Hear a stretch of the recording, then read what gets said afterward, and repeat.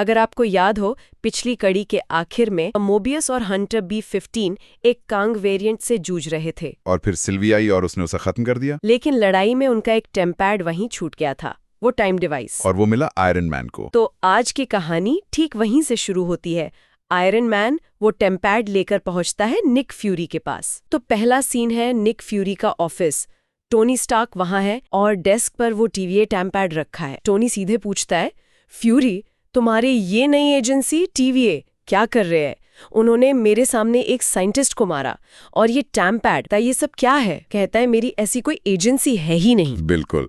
कहता है टोनी, तुम कब से अजनबियों की बातों पर यकीन करने लगे? लेकिन डिवाइस की जांच करवाने को मान जाता है। और यहाँ एक दिलचस्प बात ये होती है कि जैसे ही फ्यूरी अपनी टीम को वो टैम्पैड जांच के लिए देता है, तभी अचानक एक स्पार्किंग पोर्टल खुलता है और उसमें से डॉक्टर स्ट्रेंज बाहर आता है। आते ही कहता है, स्टार्क, तुम्हारी जरूरत है, बिना सवाल किए मेरे साथ चलो। स्थिति की गंभीरता देखकर वो स्ट्रेंज के साथ पोर्टल से चला जाता है।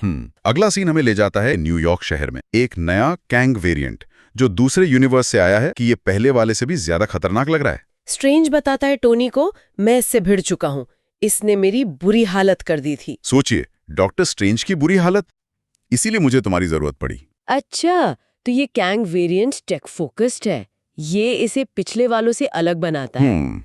और ये कि स्ट्रेंज जैसे सोर्सरर सुप्रीम की बुरी हालत हो गई, ये इस कैंग की ताकत दिखाता है। स्ट्रेंज का टोनी को लाना मतलब साफे सिर्फ मैजिक काफी नहीं, टेक्नोलॉजी भी चाहिए। तो फिर लड़ाई शुरू होती है। सड़कों पर बैंगनी नीली एनर्जी, स्ट्रेंज और टोनी मिलकर लड़ते हैं। कैंग एनर्जी ब्लास्ट करता है, टेलीपोर्ट करता है, काफी पावरफुल है। स्ट्रेंज मैजिक से रोकता है, टोनी अपने रिपल्सर ब्लास्ट से हमला करता है।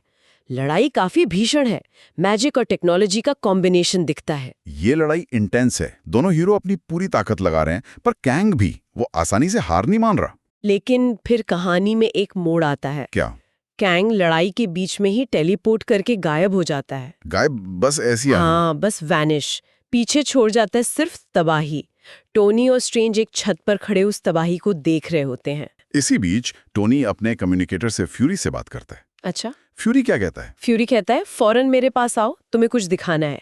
टोनी और स्ट्रेंज पोर्टल से फ्यूरी के बेस पहुंचते हैं। और वहां क्या देखते हैं? एक सिक्योर फैसिलिटी में फ्यूरी की टीम एक टाइम डोर एक्टिवेट कर रही है। फ्यूरी कहता है उन्हें नहीं पता ये पोर्टल कहाँ खुलेगा, पर खतरा देखते हुए कोई और चारा नहीं। और टोनी?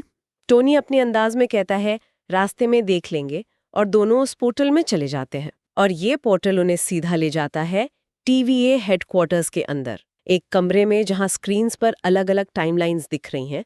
लेकिन जैसे ही वो अंदर आते हैं, मिनटमैन आ जाते होंगे। मिनटमैन उन्हें घेर लेते हैं और फ्यूरी और उसकी टीम को भी उसी पोर्टल से अंदर खींच लिया जाता है।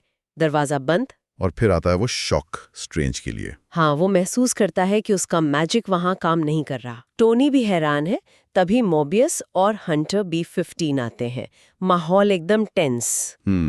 इसके बाद Mobius iron man, doctor strange और निक फ्यूरी को एक इंटरोगेशन रूम में ले जाता है और उन्हें सब समझाता है कि लोकी के बाद TVA कैसे बदला है।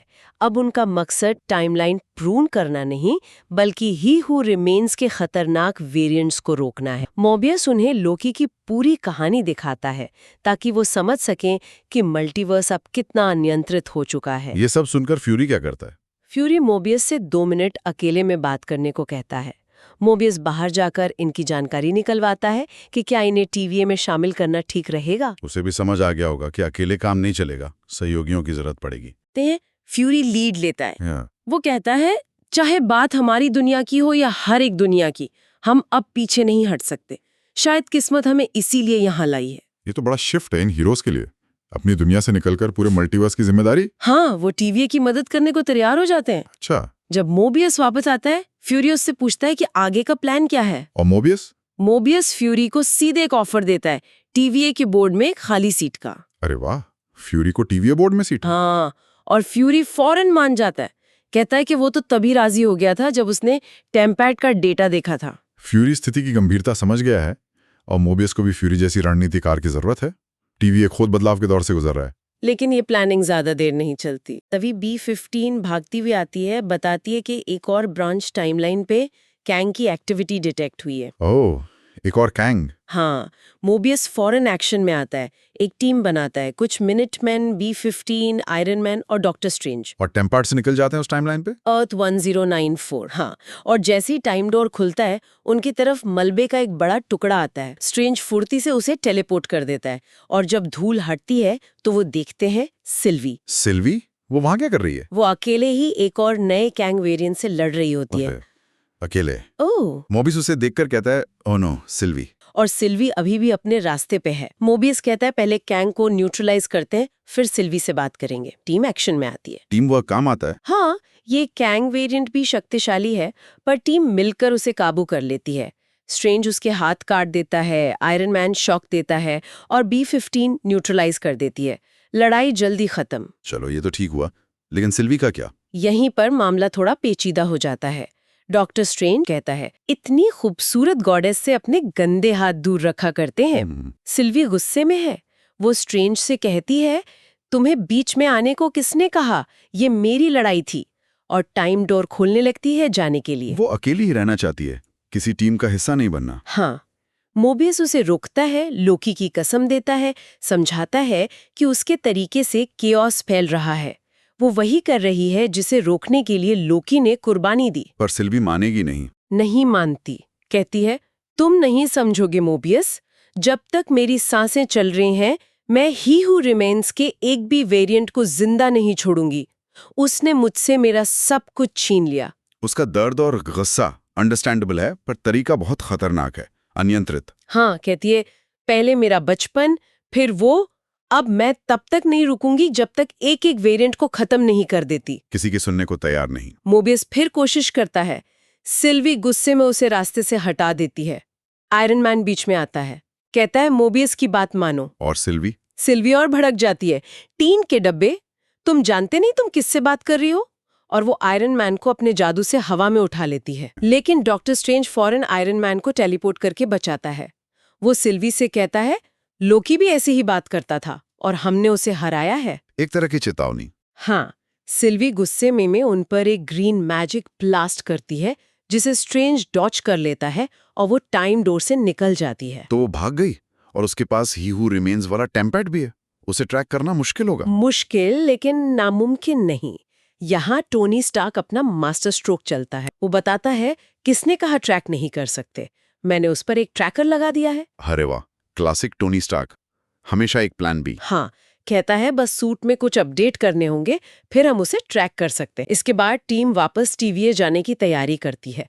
स्ट्रेंज मजाक में कहता है कि शायद सिल्वी खुद ही किसी कैंग से लड़कर उन्हें बुला लेगी। मोबियस, B-15 और मिनटमैन टाइम डोर से TVA चले जाते हैं। आयरन मैन और डॉक्टर स्ट्रेंज भी पीछे आते हैं। लेकिन क्या? जब मोबियस TVA पहुंचकर पीछे मुड़ता है, तो आयरन मैन और डॉक्टर स्ट्रेंज टाइम डोर से बाहर नहीं निकले होते। क्या मतलब? वो कहाँ रह गए? मोबियस फौरन भागकर वापस उस यूनिवर्स में जाता है और देखता है कि टोनी और स्ट्रेंज वहीं खड़े हैं। लेकिन अब उनके सामने खड़ी है एक पूरी नई टीम, द स्क्वाड्रन सुप्रीम। ये कॉमिक्स का एक बहुत ही मजेदार कॉन्सेप्ट है। असल में ये जस्टिस लीग की पैरोडी या मार्वल का अपना वर्जन समझ लो। इसमें हाइपीरियन होता है जो सुपरमैन जैसा है, नाइट हॉक बैटमैन जैसा, पावर प्रिंसेस वंडर वुमन जैसी, ब्लर फ्लैश जैसा तेज। अरे बाप रे, मतलब मार्वल की जस्टिस लीग है। हाँ, एक तरह से। और ये अक्सर एक ऑल्टरनेट यूनिवर्स की टीम होती है जिनका न्याय करने का तरीका काफी कठोर, तानाशाही वाला भी हो सकता है। आयरन मैन और स्ट्रेंज तो एक बिल्कुल नई मुसीबत में फंस गए हैं।